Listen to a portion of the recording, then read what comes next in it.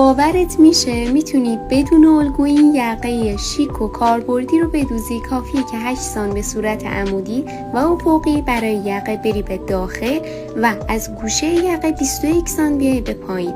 حالا برای سجاف لباسه وقتی که پارچه قرار بدی و دقیقاً مشابه یقت برش بزنی. روی سجاف حدوداً 15 تا 20 سانت میای به سمت پایین و به این شکل هلال میکنی و برش میزنی. این 21 سانت رو حتما روی سجاف هم علامت بزن، وسط یقه رو مشخص کن، سجاف رو روش قرار بده و یک خط به پهنای 1 سانت رسم کن و به این شکل دوخت بزن به طوری که بتونی وسط این قسمت رو برش بزنی و به سمت رو برگردونی. از قسمت سرشانه 2 تا دوخت میزنیم تا موقع وصل قسمت پشت کارمون تکون نخوره. قسمت پشت لباس رو میارم و از قسمت سرشانه به هم دیگه متصل میکنم. یقتون رو دولا میکنید و با متر ایستاده اندازش میگیرید. هر عددی که به دست اومد یک خط صافی براش رسم میکنید. برای ما 1/2 یقه شد 23 سانت.